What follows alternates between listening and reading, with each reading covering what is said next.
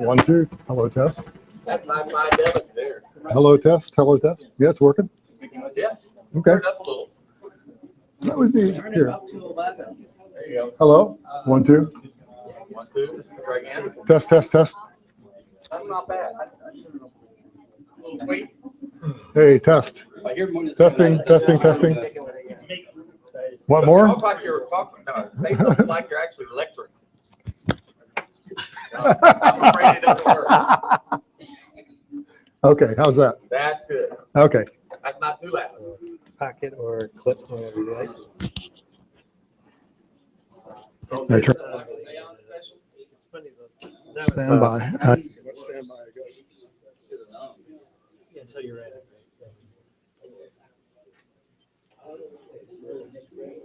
So you're sure this is in serial mode? That's first year it's serial mode? Drummer needs to be channeled right? No, drummer. You got it. You got it. No, it's somebody else.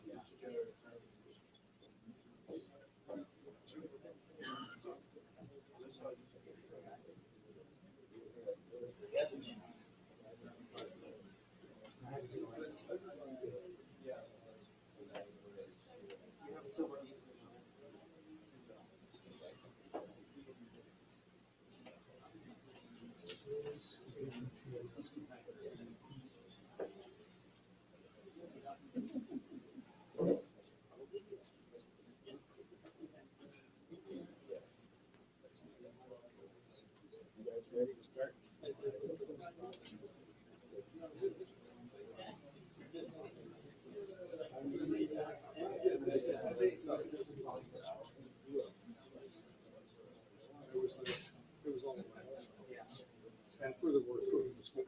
Yeah, no, I took that out. Oh, you took it out. In particular, just to take that out of the equation.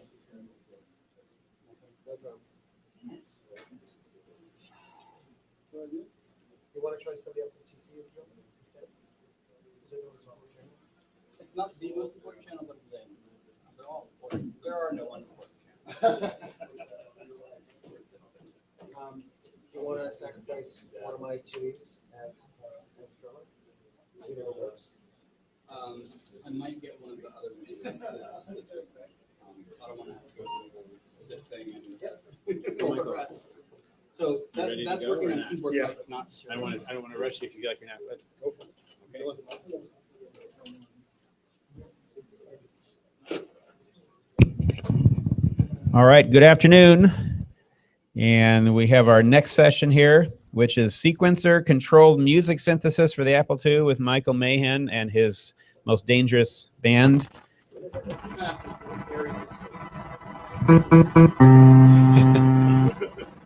So I will take it away. Let you take it away. All right. How we doing? Good. Okay. Well, about I think it was like 2007 or so that I presented a 1-hour session the last time on Apple II Sound. So since this is only going to be 30 minutes, this should be at least twice as enjoyable. Let's see. This is all, as we heard several times earlier, Apple IIs are noted for making beeps and also boops, but they actually can do other things. Other people frequently have used Apple IIs to control synthesizers, to play back MIDI into synthesizers and things like that. What we're going to demonstrate, what Charles is going to demonstrate later on, is kind of the opposite of that, using a sequencer to control an Apple II doing a synthesis. So that's interesting. The problem with the speaker, of course, is that it's either in or out. Right? It's just a 1-bit control. All you can do is toggle it, and you can't even choose which way. Right? It doesn't know about polarity, which is okay because your ear doesn't know about polarity either. So that's just fine. And of course, it has led to a whole bunch of simple sounds, the ones that the beeps and boops. So you can build square waves very simply by building, if you want to make a 1 kilohertz square wave, then about every half millisecond you need to toggle the speaker. So you build a double frequency loop and toggle the speaker inside the loop and you get a square wave. In fact, when you turn the Apple II on, it does it. Then the next thing you can do is move up to what was shown how to do in the red book, which is to make an actual frequency timing loop and toggle it twice inside the loop. So now you build a 1 kilohertz loop and toggle it up and down, but you don't have to toggle them at equal times. So if this is the period, you don't have to toggle in the middle, which is what a square wave would be. Now you can change where you do the toggle. So you can make the thing a more asymmetrical pulse, which changes the timbre of the sound. It makes it more reedy. And I'm sure you've all heard some sounds come out of Apple IIs that are not square wave sounds, literally square. They're pulse sounds, reedy sounds. Next thing you can do, which has also been used pretty widely, is infinitely clipped 1-bit sound. This is what happens when you record something through the cassette port and just record the zero crossings. And then you play that back through the speaker and you hear the zero crossings.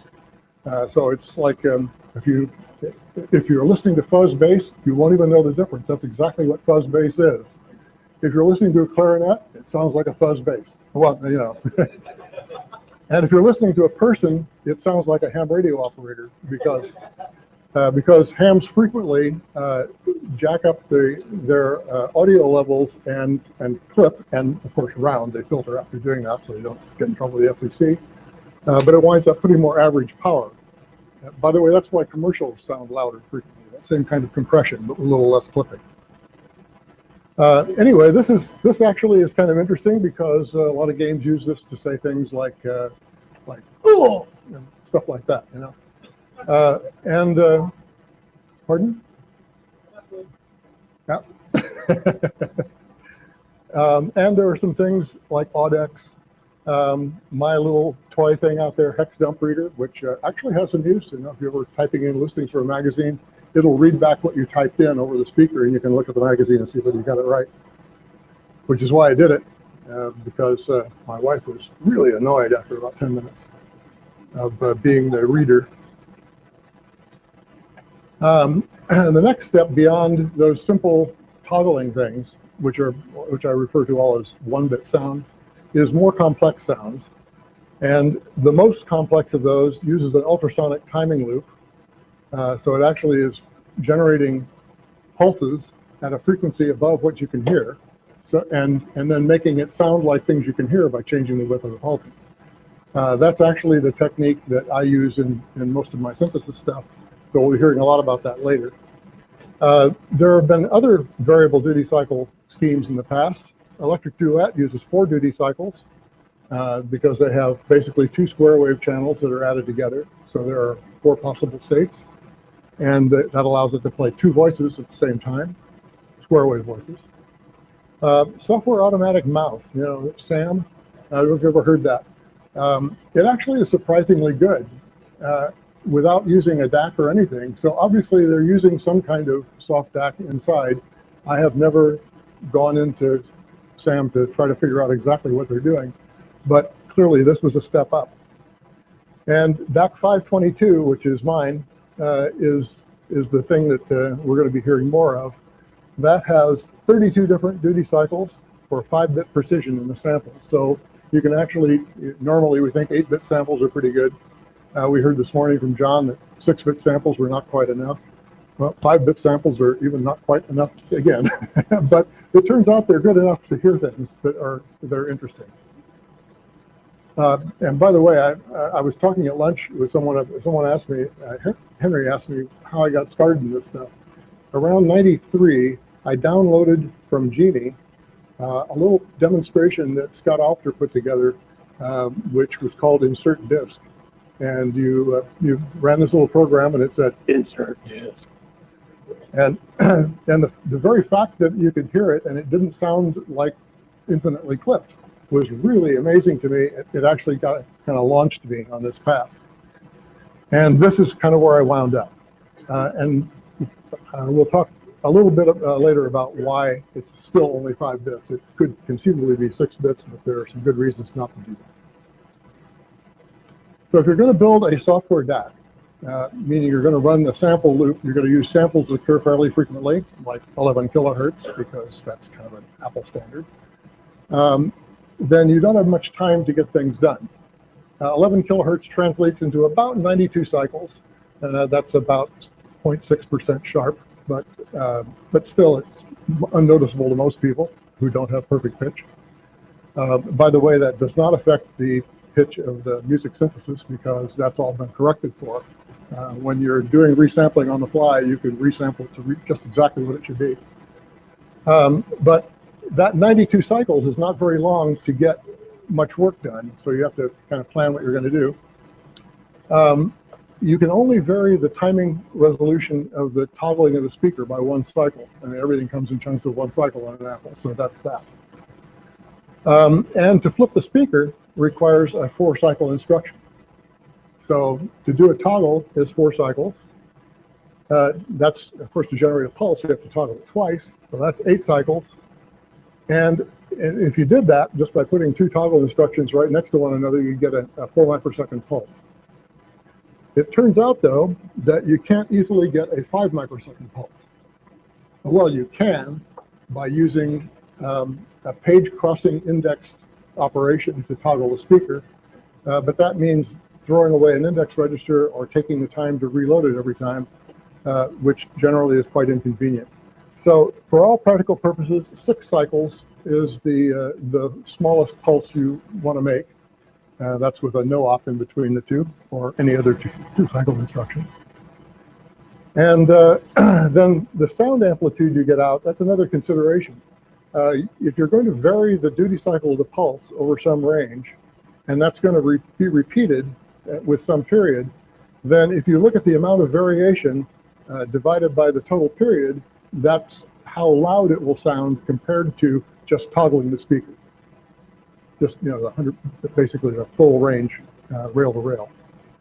So the change in the width over the period gives you what maximum amplitude you can get out, which in the case of 32 out of 46 is about 70% of the square wave amplitude. So you give up a little bit of total volume for this ability to get finer gradations. Now here's a picture of and then this is my opportunity to tell you why I stuck with 5 bits. It turns out if you're willing to run at 11 kilohertz and generate pulses at 11 kilohertz, you can do 6 bits. Unfortunately, you can do that because out of the 92 cycles, you've got room for 64 variations. But if you do that, you're generating 11 kilohertz pulses, and frankly, a lot of people can hear 11 kilohertz. And if you're running 11 kilohertz max volume, which is what you're doing when you're generating pulses, it can be quite painful for people. So theoretically, you could do that and then put some audio processing on the back end of it, which would provide a nice cut at around 5 kilohertz, and then everything would be sweet and you wouldn't mind. But then, of course, it wouldn't run without having that special audio processing on the end of it. So I thought it was a lot more useful to be able to run it on an unmodified, unadorned Apple and have it not be painful for people to listen to. It turns out there are still some people it's painful for them to listen to because they can hear 22 kilohertz. Your dog can hear it, your kids can hear it, and if you're young, you can hear it probably. I no longer have that problem. So this is what's going on. If the sample value I want to play is 0, I generate 2 6-cycle pulses in 92 cycles. If it's 1, I generate 7-cycle pulses all the way down to 31, in which case I generate 37-cycle pulses. And by the way, it is important that these leading edges be lined up at exactly 0 and 46 and so on. Otherwise, you will hear some 11 kilohertz component in the output. So you've really got to keep it clean. Everything has to be every 46 cycles. So this is, that's all there is. That's the trick. Of course, doing it is the trick. So that's the next thing is now you know what to do. How do you get it done? And the answer turns out to be 32 separate pulse generators. You build little chunks of code. Each chunk of code generates one of these pulse streams, and somewhere in here, somewhere in between, because most of them, of course, are pulses that are kind of like in the middle. So you somewhere in between those speaker toggles, you have to get the work done to figure out what you're going to play next. Because you're playing this sample, what are you going to do for the next sample? So you got to compute the next sample and then vector off to the piece of code that does the next sample. And then it does the next one, and so on. So it's kind of pipeline. Every time you're playing a sample, you're working out what the next sample is going to be. So each generator, and there are some, you'll see some cheats in here to make this go faster. I aligned them all at a fixed offset on consecutive pages. That allows me to change the jump address just by setting the page. So I don't have to store 2 bytes to set the vector, I just set 1 byte, which, every cycle counts. So if you can make it go a little faster, that's more you can get done besides overhead. Talked about that. If we're playing some kind of a thing like a musical instrument, which is the stuff we're talking about here, you need to keep track of how many samples you've generated so that you can vary the sound of the instrument over time. Because instruments aren't just constant things like eh, they actually go boom. There's an envelope, something going on there. So you have to actually be able to keep track of the samples and change the waveform as the time progresses. Then you also, of course, have to go and get the sample, and that sample is going to come out of a wavetable. That is, you store 1 cycle of each waveform that you need to make an instrument, and you resample the stuff in there consecutively, and then change to another waveform after a certain amount of time, according to the envelope, and so on, and so on, and so on, down the line. And of course, the skip, the stride when you're resampling depends on what the pitch of the tone is. So you change the stride to change the pitch, and you can implement the entire musical scale that way with no trouble. The other thing you have to do is decide when to stop doing it. Because if you're playing from like a score, like music, then you say, I need to play this note for this many samples. And then you have to be counting samples to know when to stop playing it and do the next thing. If you're playing from a keyboard, let's see. Yeah, okay. So if you're playing from a keyboard, then you have to be paying attention to the keyboard while you're playing these samples and know when the person has let up the key and it's time to stop playing. And there are a number of other possibilities for stop conditions. But the most important ones, I guess, are counting and an external event like keyboard or some serial character received. And that actually is a little tricky. It turns out that if you add that into the other work, you can't afford to do it all the time. It's not in every generator. And in fact, you wouldn't want to anyway, because if you're generating a waveform like this, and right there is when you've run out, when you should be ending this note, then you don't just want to pop the thing down from that high amplitude. You'd rather stop playing it when you're down at the equivalent of silence. That way you won't get pops between notes. So the DAC 522 that you hear with the synthesizers actually only tests for the low 3 values of samples, 0, 1, 2, and 3. Low 4 values, and those are the only ones that contain the end test. It turns out that's a nice place to put them because they're short pulses. There's less timing padding has to be inserted to get the timing right, and therefore there's no available cycles to do the test. That may not be obvious, but if you have a certain amount of work to do, you can't just splat it in, because when you add up the cycles, it may not come out, even this may not be the right delay before the next speaker toggle. So you have to insert some padding. Or it may be too long, and then you have to take that instruction, move it down below the toggle, and then pad out to get the transition at the right spot. So when you have certain fixed time events, you have to hit the mark. Then you have other work with sort of regular instructions. You kind of tile them in between the fixed time things and pad out as needed to get all the things to happen at the right times. And of course, finally, the last thing that you can't ever escape is you have to take the 3 cycles to get to the next generator. So I've already mentioned this. You've got to do all the computation between the pulse edges, and by going to 22 kilohertz, it is less annoying.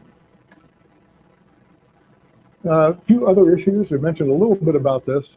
Starting and stopping without pops. Turns out, I said that you want to do it when the waveform is low, so you don't get much of a pop. But in fact, you can't get to 0 anyway. For example, if you were to stop making pulses, that would be quite distinct from that minimum width pulse I was describing, which is six cycles. So the way you do that is never stop. You have to write the code. All the rest of the code, everything else that's going on, has to be written so that every 46 cycles, it's generating a 6 microsecond pulse. Which means that if you have a branch in your code, then you have to compensate the delays and everything. It all has to come out even. You can't miss a beat. Which is actually, in some ways, it doesn't sound like it would be very hard, but it is really quite inconvenient. What's particularly inconvenient is when you have to trim by 1 cycle, because you usually can't. Sometimes you can. For example, you can change a page 0 load to a load absolute and get the same effect and take 1 more cycle.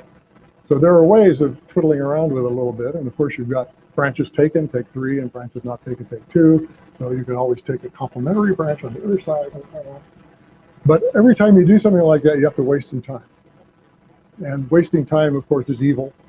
So, I mean, it'll eventually catch up with you. You won't have enough time to get the work done. Nonetheless, it can be done. And the other thing you do is when you're playing a waveform, I mentioned that in the stopping single notes, when you're playing anything, you arrange for it to start at quiet, at 6 cycle pulses, and end at 6 cycle pulses. So that it doesn't go pop, pop, right? And that can be done too. You have to pre-process the sound to remove the negative envelope. If it means anything like so now the next problem is this takes 11 kilobytes to hold a second of sound. I think you see the problem. Right? So if you're going to actually, some people said, well, obviously if you're going to build a synthesizer, you just sample a bunch of different frequencies, for example, and put them all in memory and then just play the right one. Well, that would be way more memory than there is on an Apple II. And of course, you don't need to do that. If you have time, which we just barely do, you can resample on the fly, so you don't have to save different notes. But you still have to deal with the fact that sounds begin and end, and they have variations in between. For example, here it's decaying slowly. So you have to somehow deal with the fact that there's an envelope here, and you have to handle that.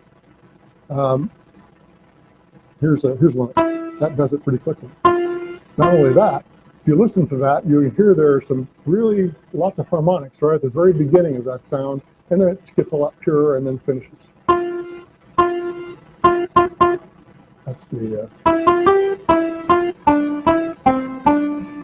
That's a banjo. So to do that, you have to resample, and you need an envelope table to deal with these dynamics. And now, if the envelope table didn't save space, that wouldn't make any sense. But I'll show you there. It actually, you can save a lot of space, enough space to make it make sense. So this is the waveform of a banjo string plucked, and you can see that everything is changing with time here. This is that high harmonic content at the beginning. Then it changes, diminishes here, diminishes, gets down to the place where there's much less. It's still not a sine wave, but there's a lot less going on. And finally, when you get around here, you really can't tell the difference. At this point, it kind of decays to kind of a low amplitude square wave in a way. So the good news is that the hard changes occur right at the beginning, and then most instruments kind of settle down. And that, of course, is what you'd expect. The high frequencies die out first, leaving the fundamental. So you can usually compress the waveform significantly. You don't have to record this and then resample that. You can go in and, oh my, well, okay, here's the trick. Well, I'll tell you just generally what's going on. We split up the wave into things that go from bottom to top to bottom, bottom to top to bottom, bottom to top to bottom, like so, and treat those as the waves that need to be sampled. And if you look at the envelope table, well, I guess I do have to say something about it. I skipped some, so I'm skipping every other one. The reason for that is that banjos don't play really low frequencies. Banjos don't go down to 1 cycle in the 40th of a second, which is the base frequency for resampling. It's 256 samples at 11 kilohertz, 1 page. So this was actually played an octave higher, and that means that the envelope should actually, I should actually look at every other waveform to try to get the time frame to be the same, the real time frame for the envelope. So I'm skipping every other wave to get when I shift it down to 43 hertz. And if you look at the envelope page, this is the thing that says which one of these waves is going to be played as a function of time as we run along. Every one of these is played for a 40th of a second. So there's 1, 2, 3, 4, 5, 6, 7, 7, 7, 8, 8, 8, 8, 8, 9, 9, 9, 9, 9, 9, 9, and 10, and that's the end of it. From that point on, in fact, I think 10 is silence. So this thing compresses down very significantly. In less than 3K, I can put this full waveform in approximately. And you can judge for yourself whether the approximation is adequate. So this is a little picture of that. Here are the first 3 waves. I've got a little waveform editor that I use on the Apple II. This is taken from an audio editor on the PC, but this is these are the waves that are actually put into the wavetable. Plotted as each one of these is 1 page long, and these are the 32 sample values. They're quantized to 5 bits. In order to avoid that popping and stuff I was talking about, I've subtracted out the negative envelope. So you could say anytime I play a note, you're actually hearing this waveform, the mirror image of this, added into it. But that's a very low frequency thing, and you can't hear it anyway. So it turns out you really can't notice that. But it works out really well because the actual pages that are stored, the waveform pages stored look like this. There you can see that's 1, that's 2, that's 3, and then they go on up to 9, and then there's a page of silence for the end. Each instrument has a separate set of wavetables like this and a separate envelope page, which describes its particular envelope and the waveforms involved in doing it. This is what's involved in making it happen. This is one generator, 1 pulse generator. And I've coded everything here by color to show that how it all works. You may, it's kind of an interesting note, this is actually, I wrote an AppleSoft program to generate these, where I essentially tell it what all the fixed time events are and what needs to be done sometime. You know, all the stuff that you could scatter in there. And it scatters this stuff in, starting from the bottom up to the top. So that tends to concentrate the time wasting at the top of the generator. And as you can see, there's a lot of slack in this one. No big problem here. That's 15 cycles to roll. So first we have to generate the pulse. This is the one that generates the 0 pulse. Right? This generates a 6 cycle pulse. Then we try to get a little bit of work done. We do the counting for where we are on the envelope, which we keep in the Y registry. Then we use that to compute the next sample, which is actually split. That runs all the way down to here.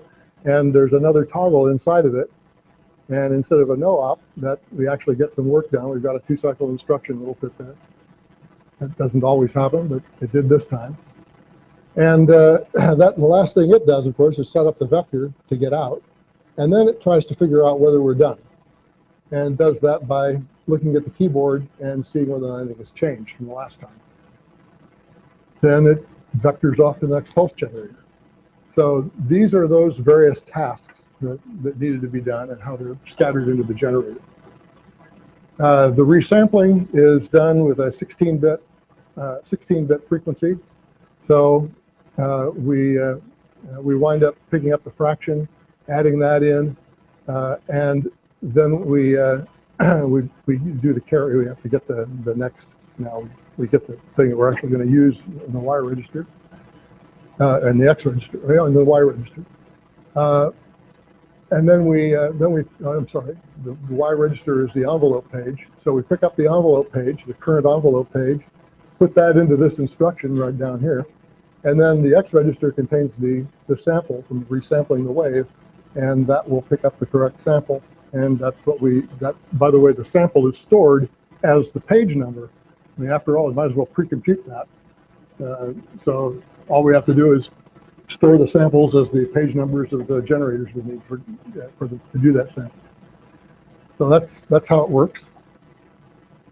By the way, I should probably ask if I just realized I'm going through this in a hurry, so I should ask if that makes sense to anyone. Any question about that? Okay.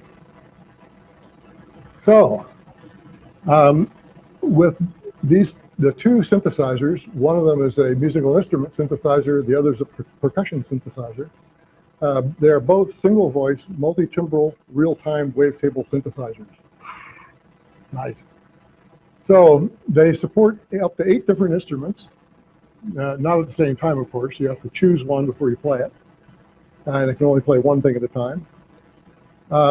You've seen how we set up the representation of an instrument, and that we resample them on the fly, and how we prevent them from making noise when we transition from one envelope waveform to the next, or from one note to the next, and how we keep it going so that you never get a pop like when a note ends, it doesn't pop either, because basically it's always playing 0 sample. So this is the A2DMS help screen. This is the music synthesizer, and this is the screen that displays all the time when it's running. It shows the mapping of the Apple keyboard to the musical instrument, the scale, and it has actually can do a number of things, and you can shift up as an octave shift. So there's quite a range.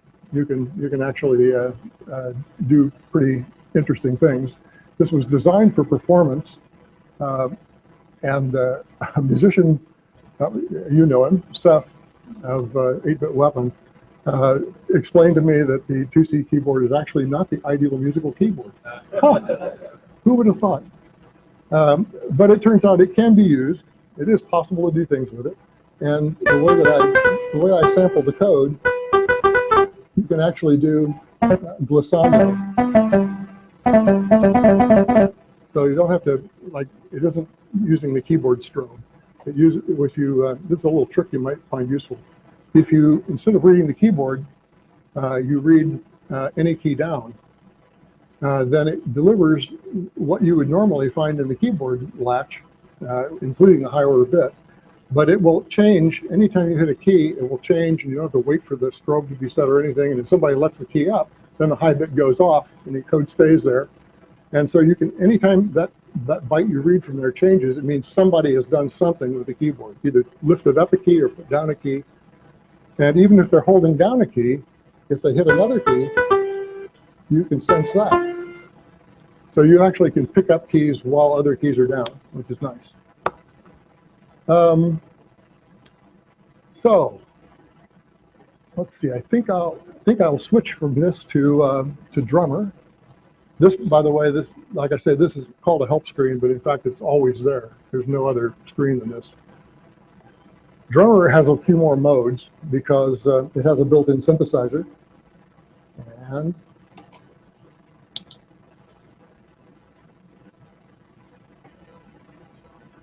a built-in sequencer, I should have said.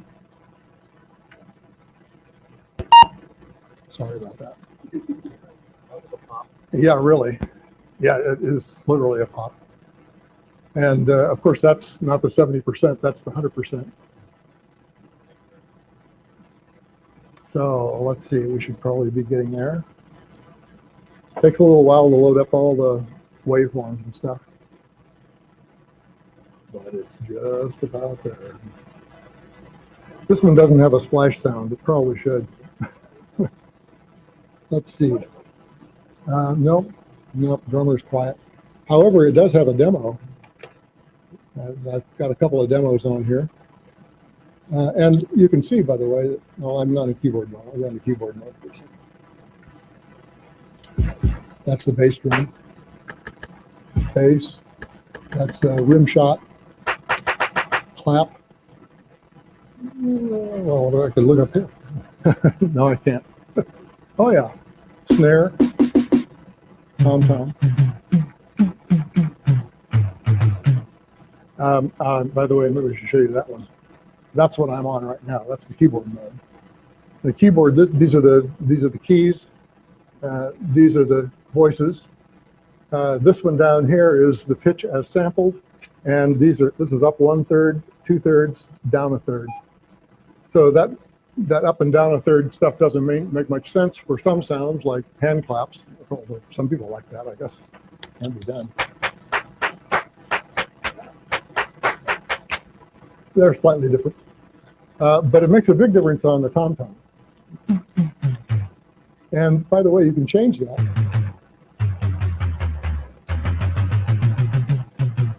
And it will stick to that key.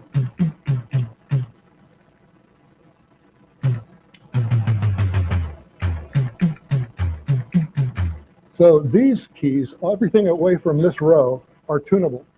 You can change them by one pitch up and down anywhere you want. So you can actually set it up to with a certain set of tonalities for things that have tonalities, like the tom-tom. Let's see, get out of keyboard mode, which is back to this. And then I'm going to load. Oh, I have to show. Okay.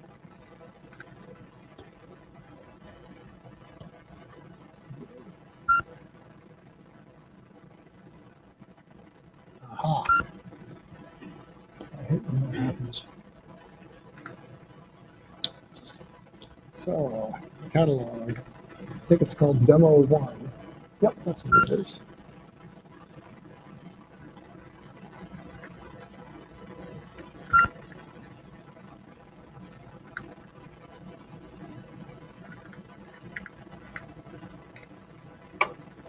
Yeah.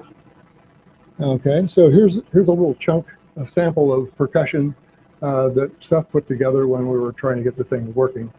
And I actually, when I built this thing, the sequencer for the drum machine, I was seeing things like boom, da-dum, boom, da-dum, things like that. It's Seth does more stuff than that. So.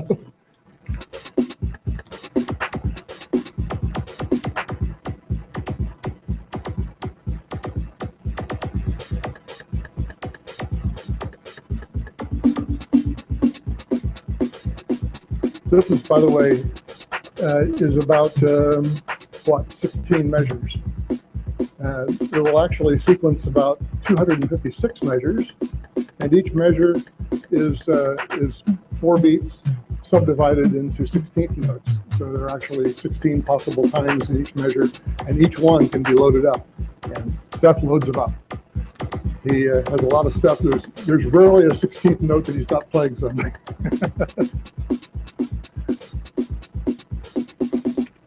Anyway, so that's. Oh.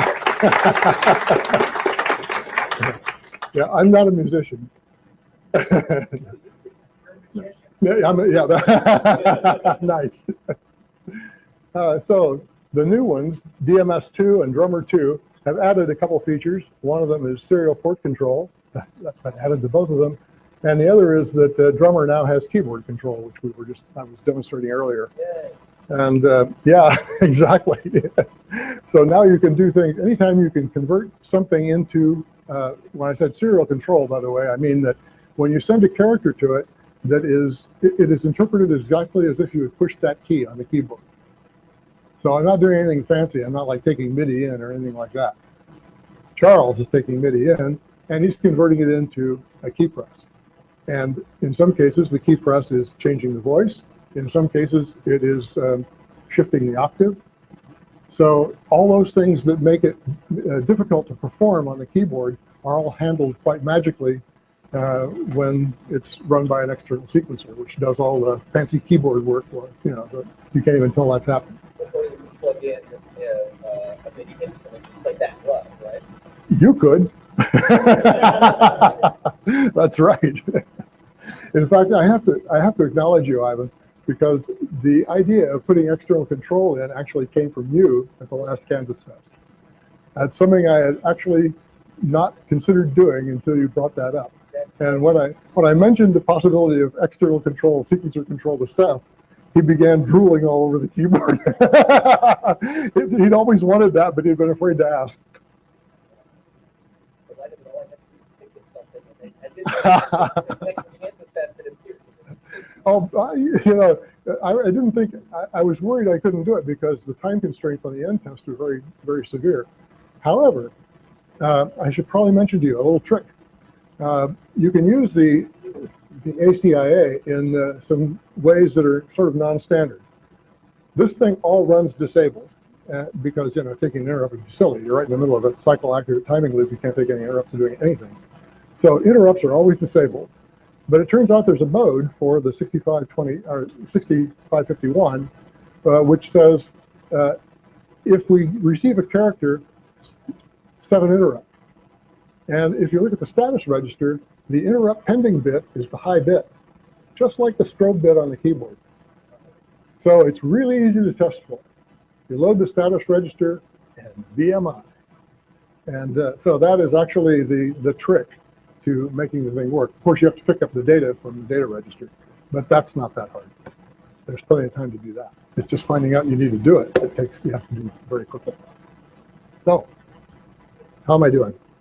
Oh boy, I'm over. That's all right. I've actually got Seth on Google Hangouts here. Anybody have any questions for Seth about Seth before we get into the actual demo? I might unmute your trainer just a second.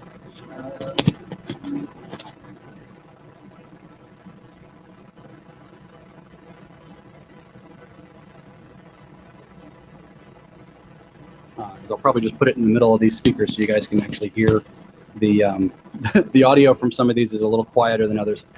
Seth, can you say hi? Hi, everybody. Woo! I wish I was there. You are.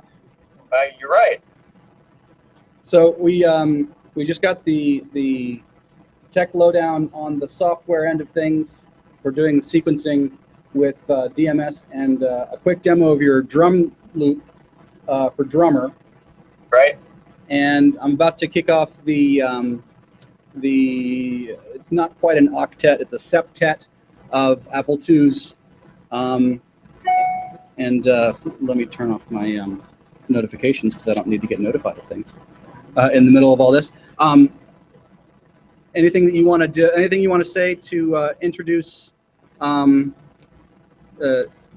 I should say at the end of the demo of some classical pieces and some other pieces that will you'll probably recognize. We're going to premiere a new track from 8-Bit Weapon.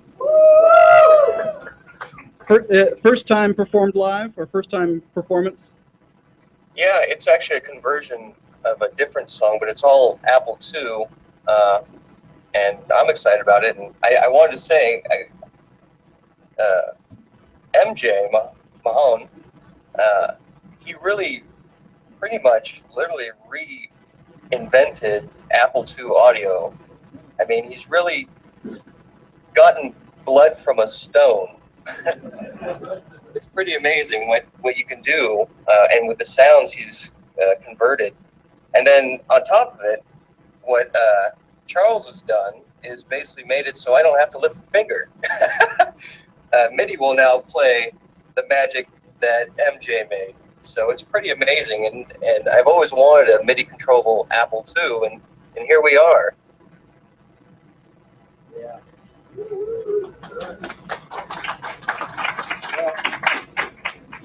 Okay, Seth, I'm gonna go ahead and fire it up and make sure that all the channels are still working.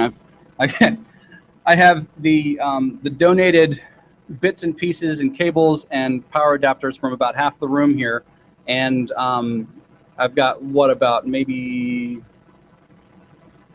I don't know, half the output from the power station down the street, and it seems to be stable for right now. So before things catch on fire, I'm going to put the mic kind of in the middle so the amp can pick up some of the sounds, and then I'm going to do a couple of tests, and then I'll fire it up.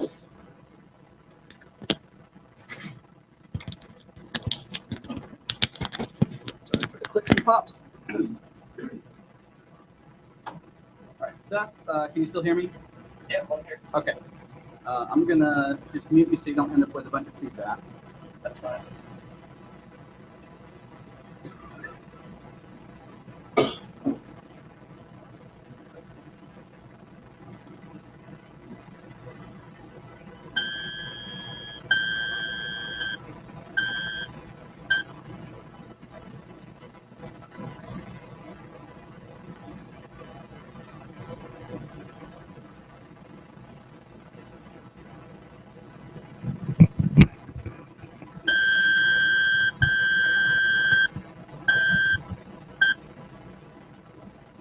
That sound coming from a few of these guys. Can you hear any of that out in the room? Yeah. Okay, it's really loud right at me because I'm sitting right next to him. So I'm gonna put down that mic. I'm testing here. Get my and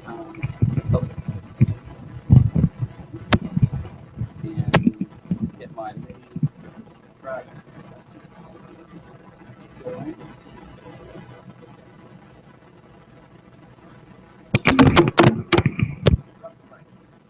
Mic drop. Good night, everybody. Enjoy the Monday.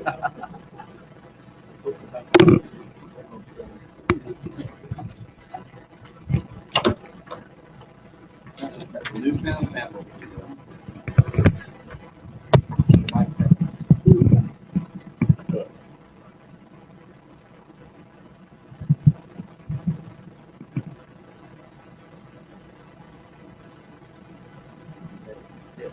Good. This looks good.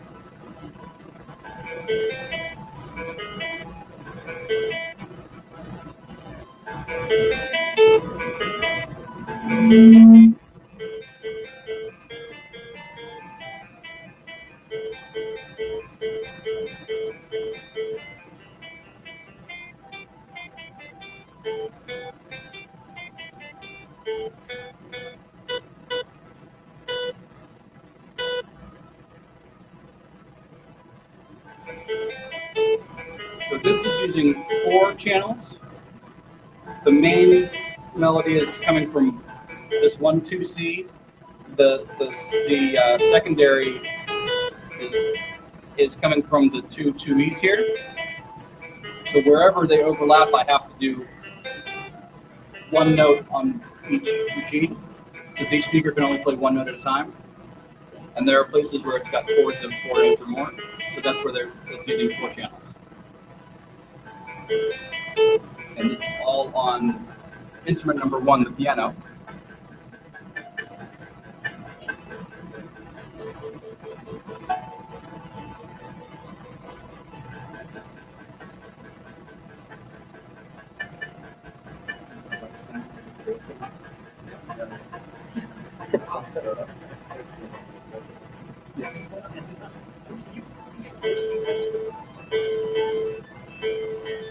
I suppose.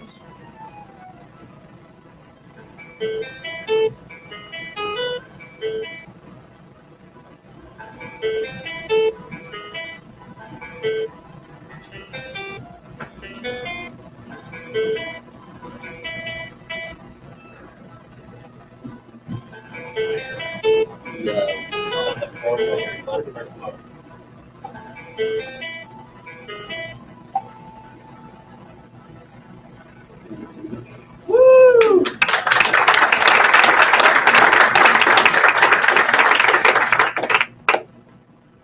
Now let's see. So the program that I'm using is a free one that's actually kind of old and is kind of poorly documented. It's called Alpha Musica. The real sequencer that Seth uses is called Ableton, which is a much more powerful and does a lot more than just MIDI sequencing. It has a whole expansive learning curve. So you may have seen this this demo online with my two Es,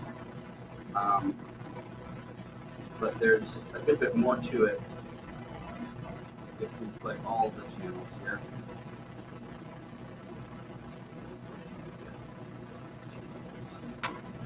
So this is, you can see each of the channels is basically represented by a different color in the program, and it'll go kind of scrolling by. And Channel is an instrument? in the MIDI, yes, in MIDI, each channel goes to a device, and a device basically has assigned the channel. In this instance, each of these, that's the banjo, gets channel 3 because that's the instrument that DMS is playing on that. Essentially, if I hit number 3, it switches to banjo. So what happens is the first command is I'm changing to this channel, then play this note. So when I can play basically anything on channels 1 through 8, and it corresponds to the numbers 1 through 8 in feedback of the DMS. So getting my devices reassigned here, since as I was testing things, they moved around quite a bit, just trying to get cables and machines to talk to one another.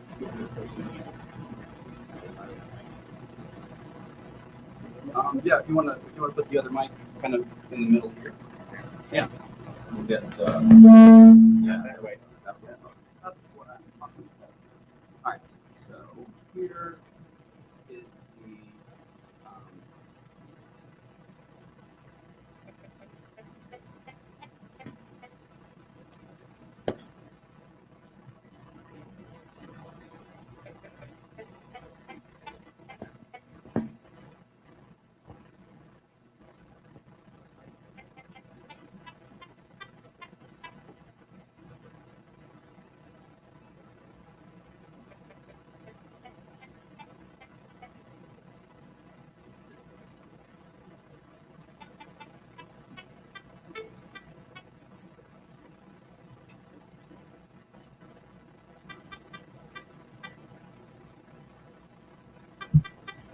so this is a slow build.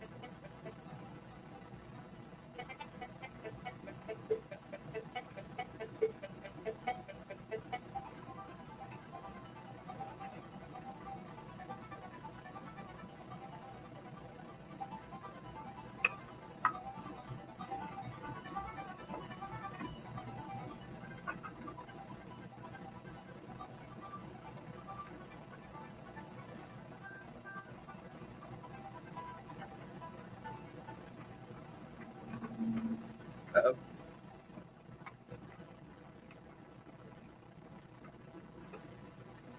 I think I killed it. Hang on. Oh, good. Phew. Oh, great. Good. Phew. I thought I'd cross the streams again. Okay.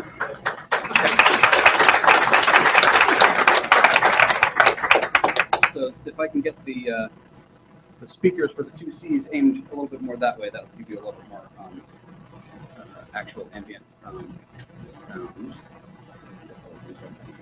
So that was doing banjos. Yay, doing banjos. This is a fun one for the Rush fans in the audience. Yeah. Thought if I was going to do Rush, I'd have to do one.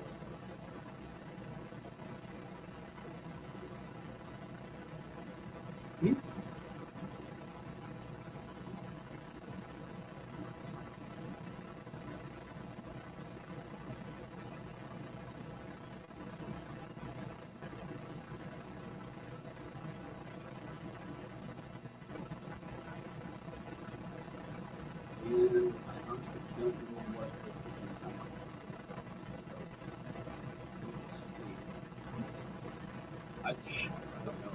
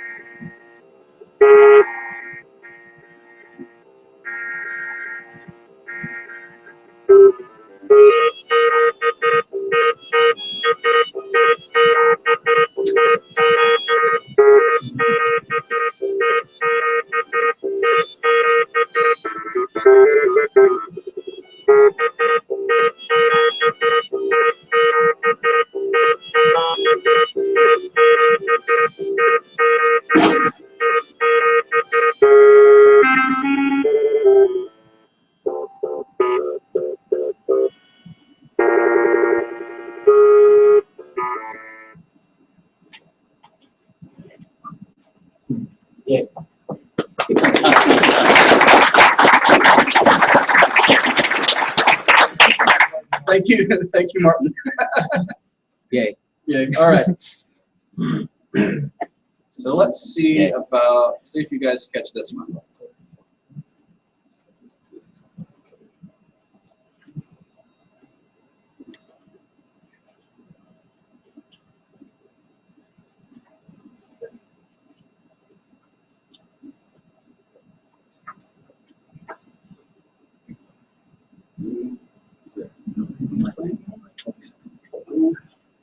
Whoops, man, why is yours being so funky?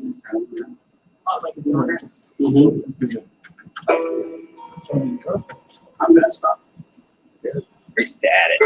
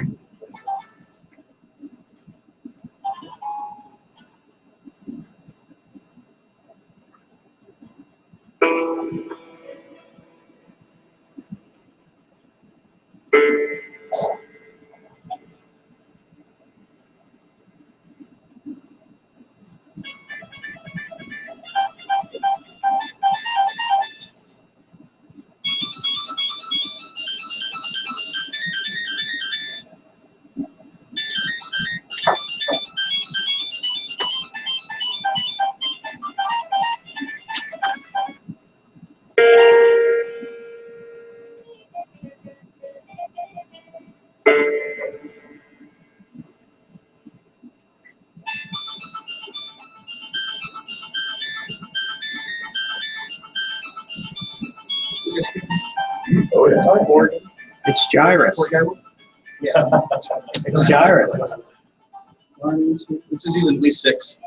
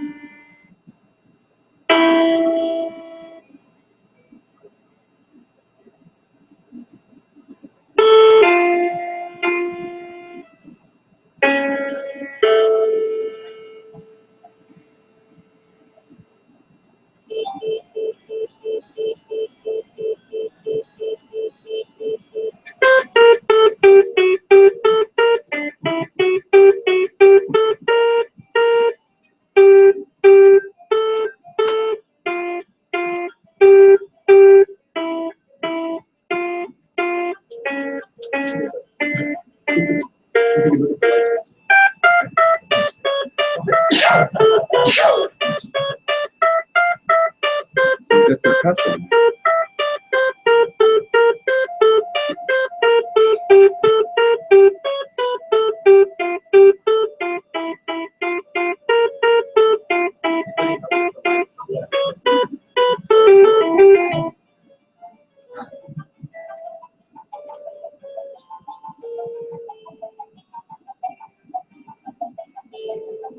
Wish I had a better visualization for this, but you know.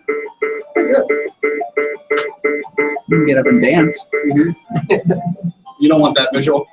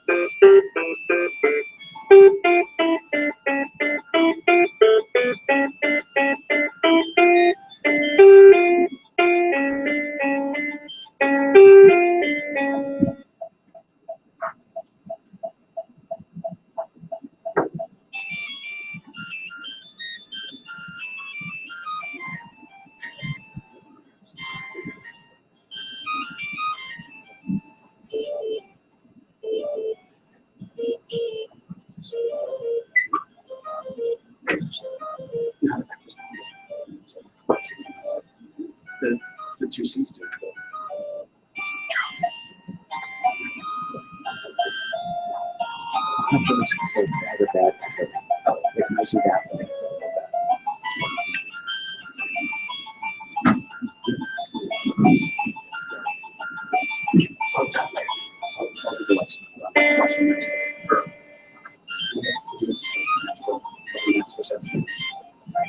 Sure.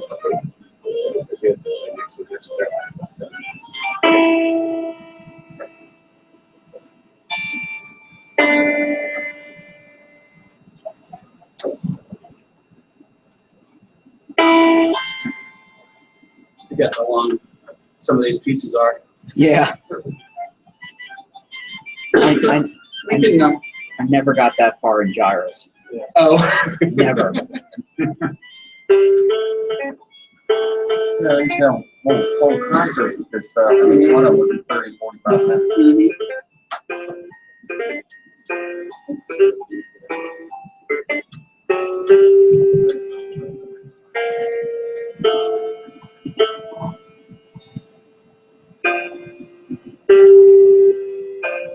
So perhaps slipping out.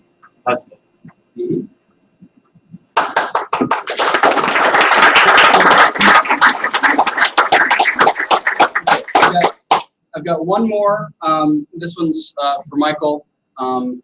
Before we do the world premiere of Seth's new piece, this is what we're calling Ride of the Apple IIs.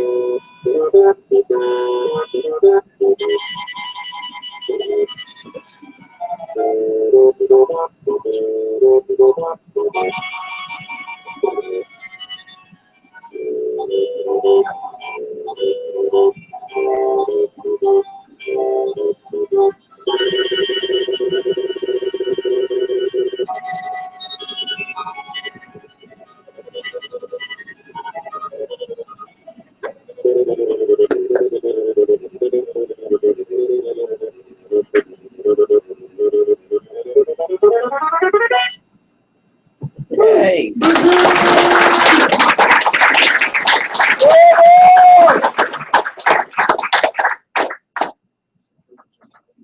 Encore. You'll have to talk to the scheduling folks about an encore. And finally, we have I believe the title on this one is called Macro Disco Apple II or Macro Disco A2.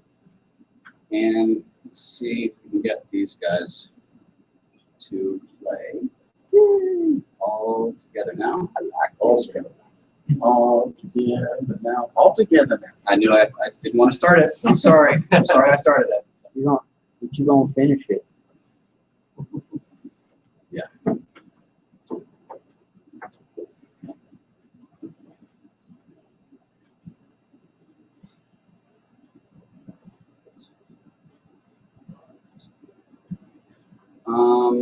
Oh, we need drums. Need to reboot one of them into drummer. Oh. I think it's on the flip side of one of mine. Oh, is that drummer? Okay. I need to reboot one of these guys into drummer, and Little drummer too. yeah. And then we'll have a drum track. You can just pick any one and it'll say I'm the drummer now. It's a little bit more involved in that. I have to set on the sending side. I set it to channel 9, and then the board says, "Oh, I'm on channel 9. I must be sending drum keystrokes instead of music keystrokes." Right. So now it's in. Now it's booted up. What do I do here? Shift K or Shift X? Hit space bar. Uh-huh. Is it really? It's still booting. The disk is stopped. It's not yet. You have to wait. Okay. Hit space bar. Yeah. And And then Shift K, that's what I can remember. then Shift X. That's good. Okay. So it's nothing coming out from there. Make sure that I've got the proper channel set for drummer.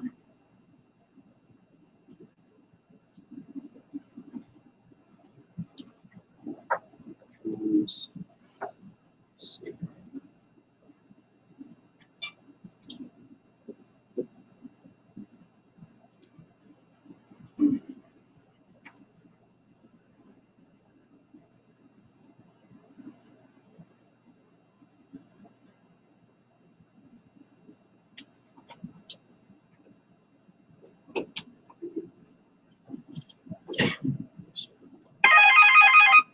Sorry. Telephone. I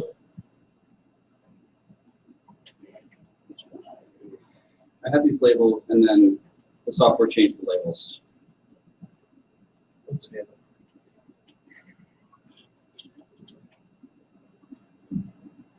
Sorry, Seth. He's probably listening in the background going, "Why is it not working?" Damn it. I will end you, Mangin.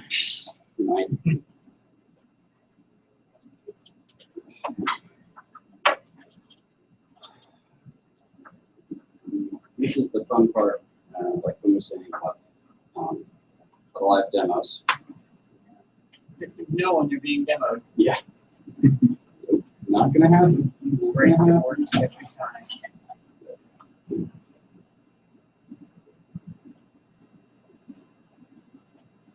Five the whole time.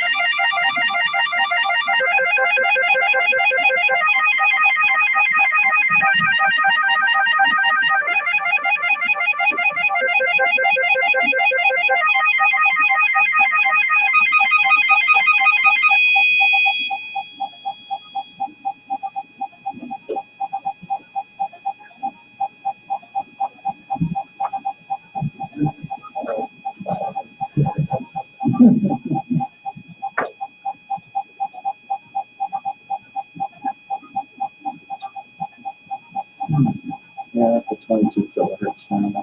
Yeah, sorry.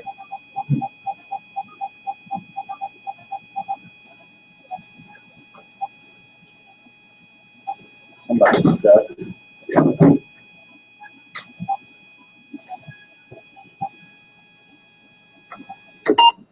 Sorry. Thank you. Found it.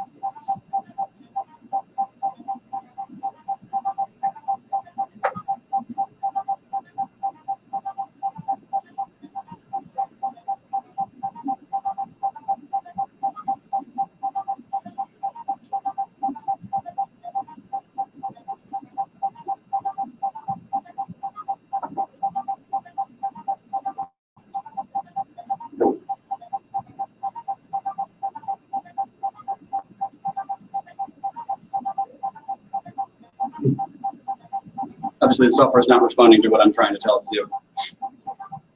That happens.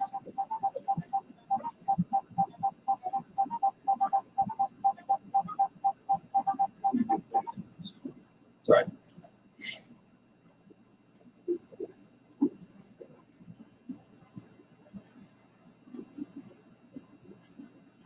Let's see if I can get at least some of these to give you a little bit more of a taste.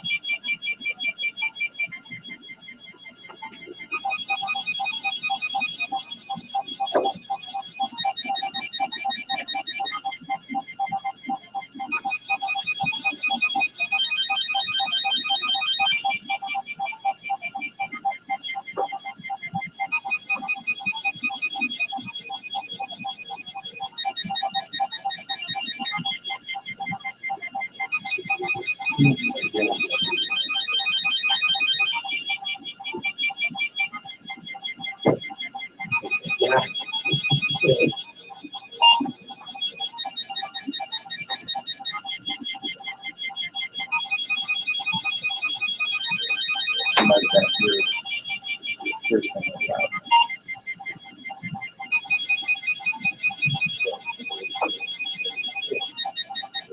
Okay. I hear the audience. There was something in that one. Well, it's arpeggios way up high. No, it was constant. Oh, now I can hear bass.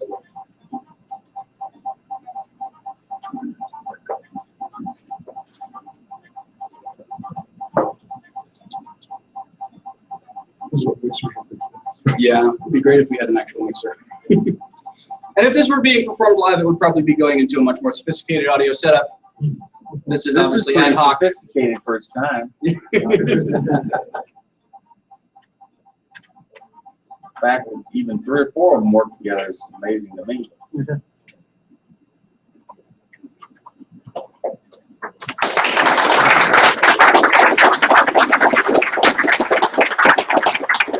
Probably what invented the lip sync.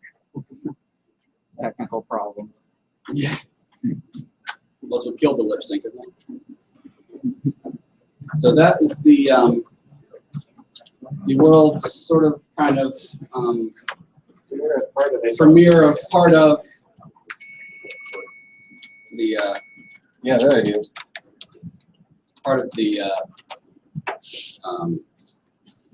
track Macro Disco for Apple II. So what I'm going to do, just so you can hopefully hear the drum track for just a little bit, because we totally missed the drum track, and I don't think Michael did enough of an awesome demo of drummer.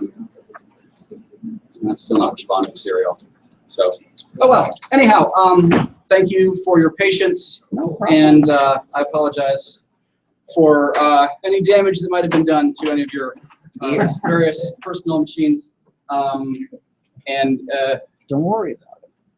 probably just, what do you think? Just leave them up here for the next session, and then have a break. During the break, we'll do everybody can get their stuff back.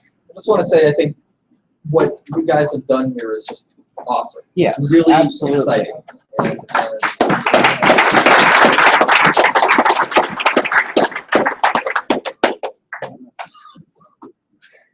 Might be the most amazing hack I've ever seen. And coming from the creator of Veronica, yeah, I'm speechless.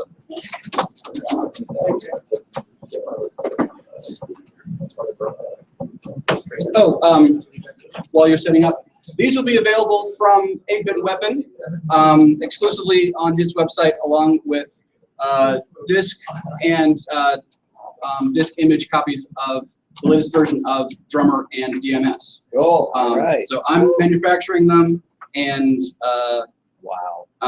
Seth is packaging them and adding his magic to Michael's software, my hardware, and it'll be on 8bitweapon.com, available soon. Woo!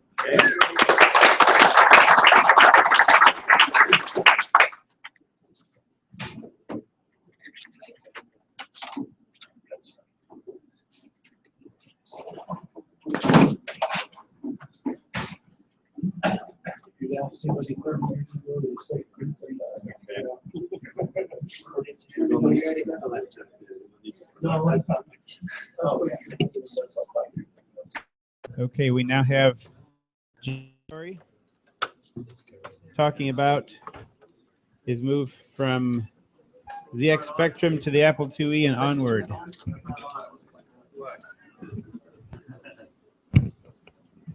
So I'll give him a minute to set up. Check, check.